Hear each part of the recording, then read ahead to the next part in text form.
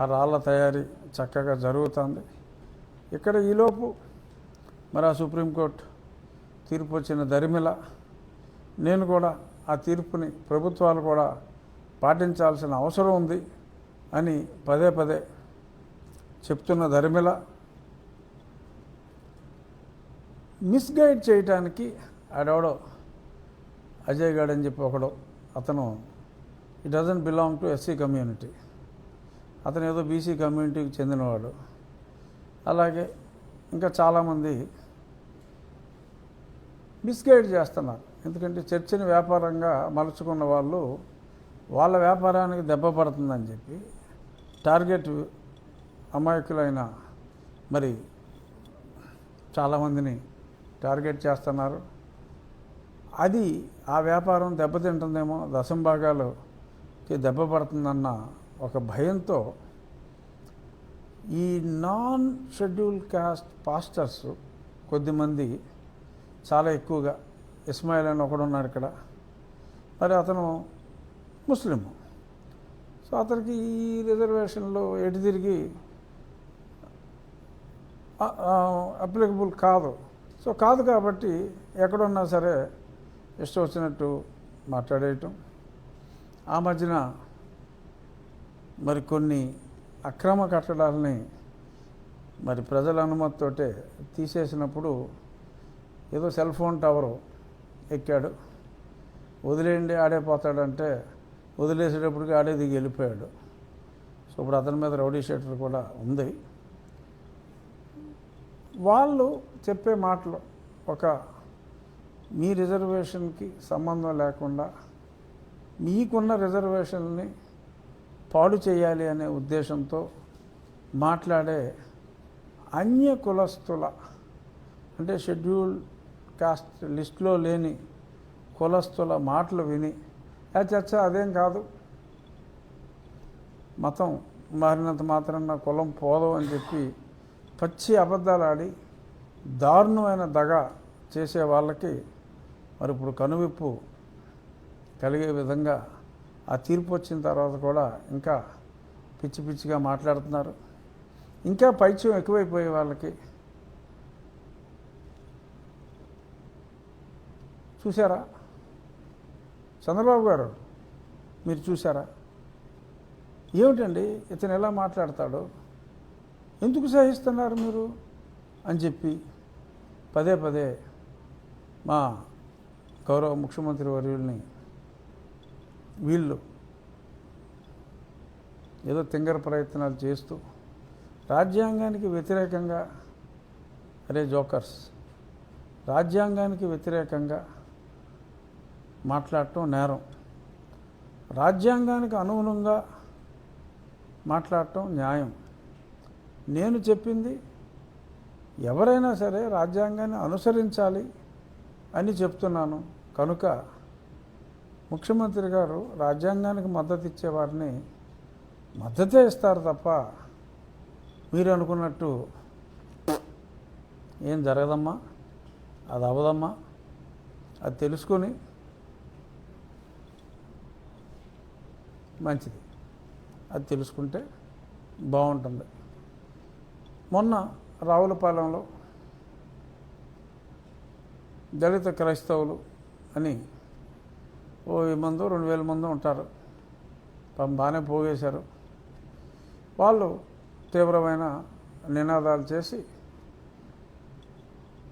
జై భీమ్ అని అంటూ 1950 ప్రెసిడెన్షియల్ ఆర్డర్ రద్దు చేయాలి, అలాగే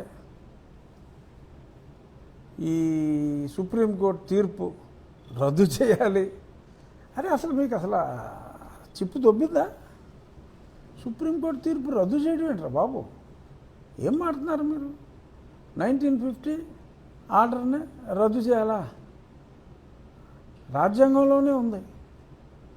1935 బ్రిటిష్ పరిపాలనలో ఇండియన్ యాక్ట్ ఆఫ్ 1935 మోరార్లెస్ మనం మాట్లాడుకునే మన రాజ్యాంగం 30% ఇండియన్ యాక్ట్ ఆఫ్ 1935. దానికి కొన్ని ఎడిషన్లు 300 మంది సభ్యులు, మరొక కమిటీని అంబేద్కర్ గారు హెడ్ చేశారు. మరి ఆయనే అసలు అంబేద్కర్ గారికి క్రిస్టియానిటీకి సంబంధం లేదు, ఆయన బుద్ధిజం తీసుకున్నారు.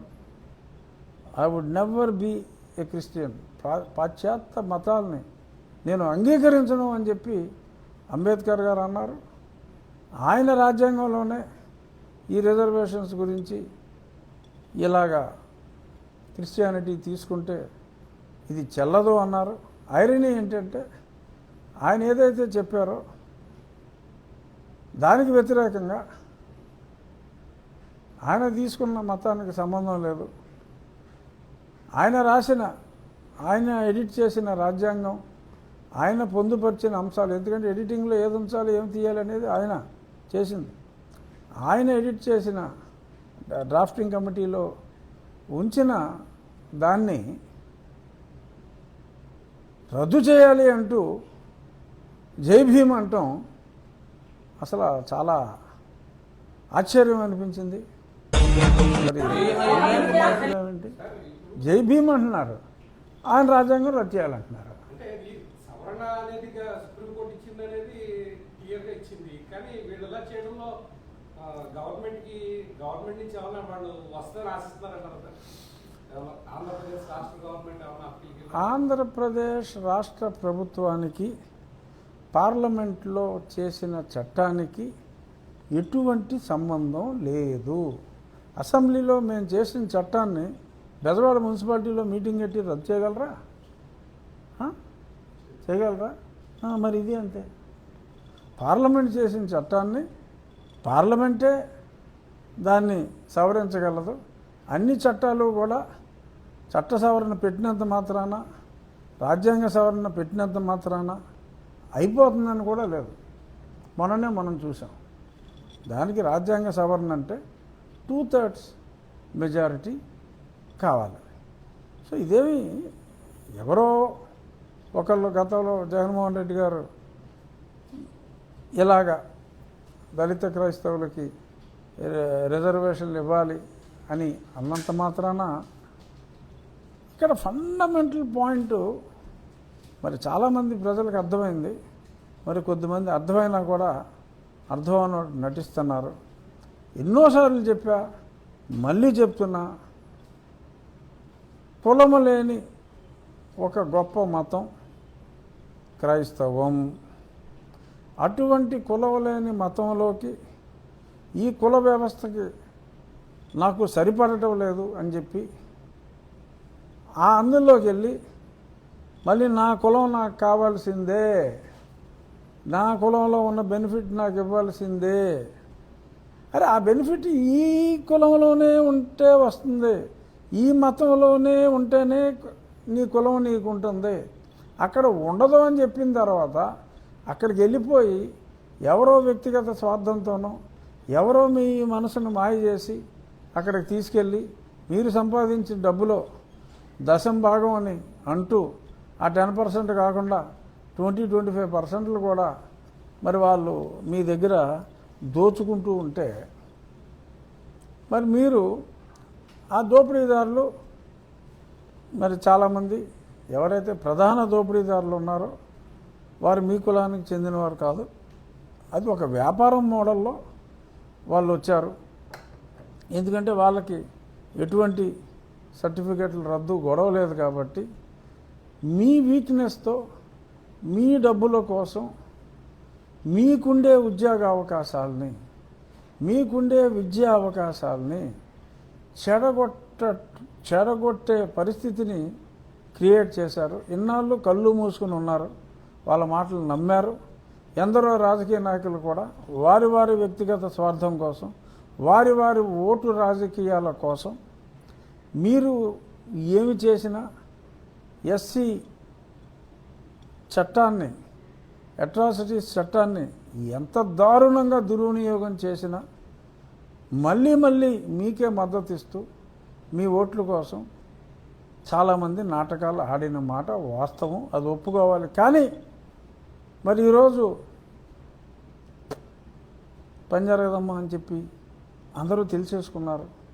అందరూ తెలిసేసుకున్న తర్వాత కూడా ఇంకా మాకు దొంగ కేసులు ఎట్టే అధికారం కావాలి అని రావులపాలెంలో మీరు గొడవ చేసేసి మేము మతం మారినా సరే సుప్రీంకోర్టు తీర్పులు రద్దు చేసేనా లేదంటే సత్తా చూపిస్తాం. ఏం చూపెడతారా సత్తా? ఏం చేస్తారు?